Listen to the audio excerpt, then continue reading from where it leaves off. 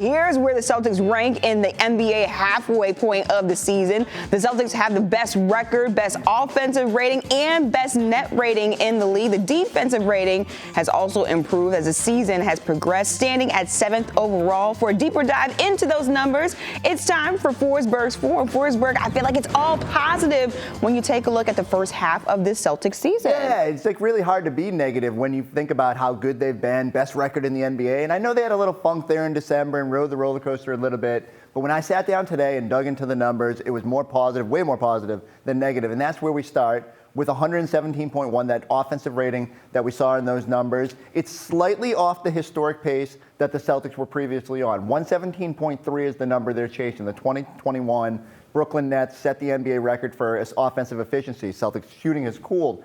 But it's crazy to me, Mamina. They were like the 30th ranked offense for a good 2 weeks in December, and yet they're still number one in the NBA. And so here's what's going to happen. Like, I still think they got to find the right balance. As you said, the defense is kind of picking it up, especially with Rob back. And what's the balance? Yeah. Are they going to be historic? If Jayson Tatum and Jaylen Brown start knocking down threes, they might be. If Rob keeps shooting 90% around the basket, you might be historic. But I'm okay if they don't hit that mark. I never thought that three-point shooting was that sustainable. Mm-hmm. But even if it's somewhere close to there, I think you can see this number go up even just a little bit more, and maybe we'll see a historic offense. That's what I was thinking about. That three-point shooting at the beginning of the season was historic, but I was not sure to be sustainable. But just like Jaylen Brown said, if they could shoot like that every single night, it'd be great. But, that's just not going to happen in the NBA. But maybe we might see that offensive rating go up. What's coming up next? All right, the second number is 80.7, and this is what's called the point percentage of Jaylen Brown's drives. Now, that doesn't mean he's scoring on 80.7% of his drives to the basket, but he's generating 8.9 points off 11 drives per game. So you do the math, divide those numbers. And why this is important, of all the guys in the NBA, I think there's 47 that have driven more than 10 times per game. Jaylen among them is number 2 in the entire NBA. Only DeMar DeRozan, who we saw last night and who loves that mid-range and crushes you there. I wanted to come in this week and spotlight Jaylen in the mid-range. He's been phenomenal there, shooting something like 54%. I think he's 4th in the NBA in mid-range percentage.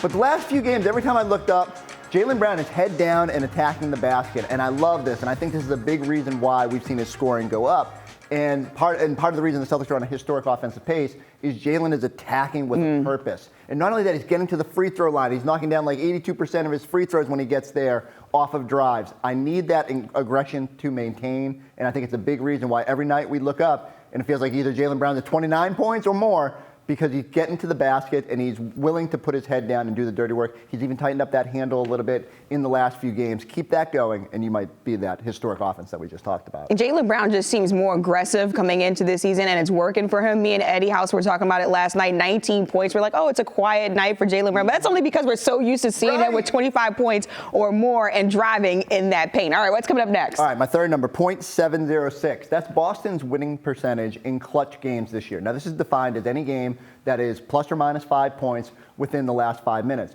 Why this is crazy to me, this is the second best number in the NBA behind only Brooklyn. Last year, the Celtics were 13-22 in clutch games during the season. I think they ranked dead last in the NBA based on that. And what happened, every time they got to a close game, they would just wilt, and we couldn't figure out what was happening. They couldn't win tight games. What was crazy is they got to the playoffs, and they figured it out. All of a sudden, like going up against Brooklyn and Miami and Milwaukee, and they won tough games. And I think some of that rubbed off on this team, and they carried that into this year. What's even crazier to me is that the Celtics have, I think they're 12-5 in the clutch games. 3 of those losses are in overtime, 2 to Cleveland. And so they could be even better up this list. But we know that when it gets to the postseason, you got to win close games. I'm really encouraged that even like a night like last night against Chicago, it gets tight, but this team finds a way to get to the finish line. That's what elite teams do. I feel like this season I'm definitely more confident in the Celtics finishing games as opposed to last season, because it would come down to the wire, Forsberg. I would be sweating here in studio at the desk. I'm like, are we going to go into overtime, or are they going to blow this game? But at this point right now, I am confident that the Celtics, they can close these close games out. All right, last but not least, what do you got? All right, the last number is 14.5, and that's the percent of shots that Jayson Tatum is getting fouled on this year. It doesn't sound like a huge number, but it's actually up about 3.5% from last year. And what this shows us is much like with Jaylen, the Jays are being so much more aggressive. They're getting to the basket, and not only was, especially at the start of the year, was Tatum finishing well, but he's at least drawing contact. So if he doesn't finish, he's getting to the charity stripe. Now he's shooting 8.5 free throws a game. That's up like 2.5 from last year. These are huge strides. Like, you just don't normally see guys spring that high in terms of getting to the line. And I just think it makes it easier. Why do we look up every night and say, oh, Jayson Tatum's over 30 points? Well, when you're shooting 9 free throws a game and you shoot a high percentage on there, you're doing good things. So I need Jayson to be a little bit better. He's dipped a little bit in finishing around the basket. Sometimes that's just wear and tear. Sometimes that's just more defensive attention. I think he's going to get back to being elite at finishing around the rim.